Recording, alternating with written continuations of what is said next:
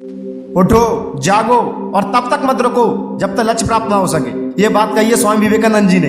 एक बार स्वामी जी अपने रूम में थे और एक अंग्रेज आया और विवेकानंद जी को देखकर हंसने लगा, क्योंकि उनकी टेबल पर एक भगवत गीता रखी हुई थी और उस गीता के ऊपर बहुत सी अंग्रेजी राइटरों की किताबें रखी हुई थी। फिर इस अंग्रेज ने कहा कि स्वामी जी, अब तो आपने मान ही लिया कि हम अंग्रेज तुमसे ऊपर है, तुम हमारे नीचे हो, क्योंकि तुम्हारी गीता हमसे नीचे रखी हुई है। स्वामी जी ने गीता को पकड़ा और खींच लिया तो सारी की सारी किताबें गिर गईं। तब स्वामी जी ने कहा कि बेस तो यही था बेटा, अगर हम नहीं होंगे तो तुम भी नहीं होंगे।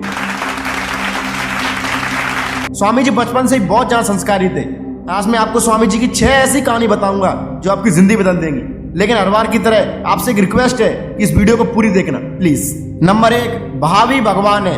एक बार एक राजा ने स्वामी जी को बुलाया और कहा कि तुम मिट्टी की मूर्तियों को क्यों पूजते हो? ये तो सिर्फ एक मिट्टी की मूर्ति है, फिर भी तुम इन्हें क्यों पूजते हो? तब स्वामी जी ने राजा से कहा कि ये दीवार पर किसकी तस्वीर टंगी हुई है? तब राजा ने कहा कि ये मेरे दादाजी की तस्वीर है। स्वामी जी ने कहा कि इस तस्वीर के ऊपर तुम थूको। तब राजा ने कहा, आप पागल हो क्या? आप इतने बड़े विद्वान होकर ऐसी बातें कर रहे हैं। तब स्वामी जी ने कहा कि इस तस्वीर में कोई जान नहीं है, ये कालीन पेपर पर रंग डाले गए हैं। अगर तुम थूक देते हो तो ये तस्वीर तुमसे कुछ नहीं कहेगी। इसमें ना ही कोई जान है, ना ही कोई हड्डी है, फिर भी तुम इस पर क्यों नहीं थूक रहे हो? क्योंकि इस तस्वीर में तुमको अपने दादाजी दिखते हैं। इसी प्रकार मुझे इस मूर्ति में मेरे भगवान दिखते हैं। मेरे लिए मिट्टी की मूर्ति नहीं है, बल्कि मेरे लिए साक्षात भगवान है। जिस प्रकार आपको इस तस्वीर में आपके दादाजी दिखाई देते हैं, उसी तरह मुझे इस मिट्टी की मूर्ति में मुझे भगवान दिखाई देते हैं। ये छोटी सी कहानी सिखाती है कि भावी भगवान है। स्वामी जी बचपन में अपने गुरु से शिक्षा ले रहे थे और बाकी के छात्र भी थे। तभी गुरुजी ने सभी छात्रों से कहा, सब लोग अपने अपने घर से एक एक मुट्ठी चावल लेके आओ, लेकिन एक बात का ध्यान रखना कि कोई तुम्हें देखे ना। सभी छात्र गए और अपने अपने घर से चावल लेके आ गए, लेकिन स्वामी जी की मुट्ठी खाली थी। तभी गुरुजी ने कहा कि तुम चावल लेके नहीं आए, क्यों? तब उन्होंने कहा कि गुरुजी, आपने बोला था कि कोई देखे ना तब लेके आना, लेकिन भगवान तो हमें सब जगह देख रहे हैं, इसलिए मैं लेके नहीं आया। दोस्त, स्वामी जी बचपन से भगवान शास्त्र में बहुत मानते थे। तुम भी भगवान को मानो, तुम भी महान बन जाओगे। नंबर 2, एक जगह फोकस करो। एक बार स्वामी जी किताब पढ़ रहे थे, तभी एक आदमी आया। स्वामी जी किताब पढ़ने में व्यस्त थे, स्वामी जी को पता ही नहीं चला कि वो व्यक्ति कब आया। जैसे ही स्वामी जी ने अपनी किताब बंद की, तब उस व्यक्ति से कहा कि आप कब आए? उस आदमी ने कहा कि स्वामी जी, आपने मुझे नहीं देखा। स्वामी जी ने कहा कि मैंने आपको नहीं देखा।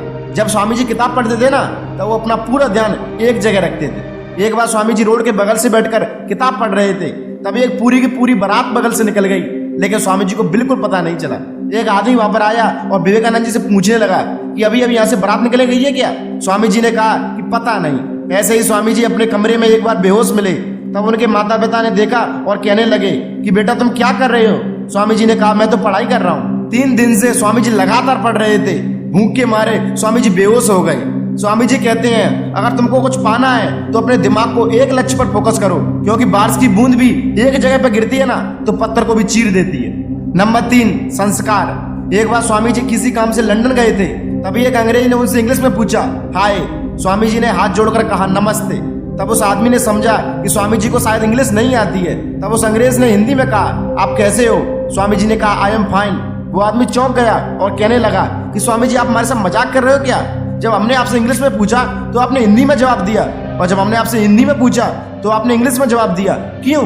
स्वामी जी ने कहा, जब आपने अपनी मातृभाषा को इज्जत दी तो मैंने भी अपनी मातृभाषा को इज्जत दी, और जब आपने मेरी मातृभाषा को इज्जत दी तो मैंने भी आपकी मातृभाषा को इज्जत दी। स्वामी जी संस्कार के हमेशा से पक्के थे। अब्दुल कलाम स्वामी जी को अपना आइडल मानते थे, अपना गुरु मानते थे। नंबर 4, किसी से मत डरो।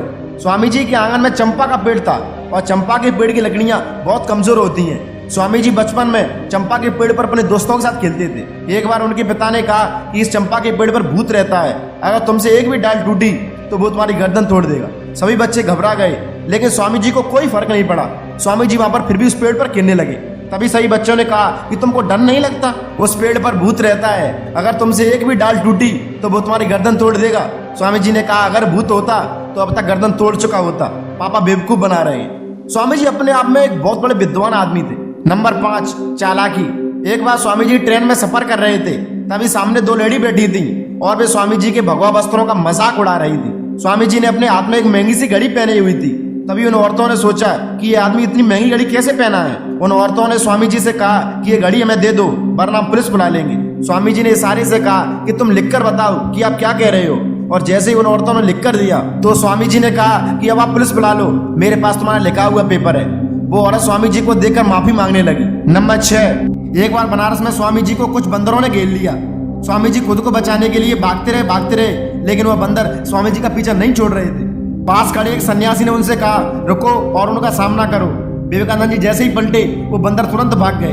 तभी स्वामी जी ने कहा, अगर तुम्हें किसी चीज से जहां डरोगे तो वो चीज तुम्हें उतना ही डराएगी, लेकिन अगर तुम किसी चीज से नहीं डरोगे तो वो चीज तुम्हें डरा नहीं पाएगी। तो दोस्त, स्वामी जी खुले विचारों के थे। स्वामी जी कहते हैं कि हर व्यक्ति के अंदर पूरा ब्रह्मांड होता है। दोस्त, स्वामी जी की तरह अगर तुम्हें भी बड़ा आदमी बनना है तो स्वामी जी की बातों को फॉलो करो। तब तक के लिए जय हिंद, जय भारत, और जुड़े रहिए RS मोटिवेशन के साथ।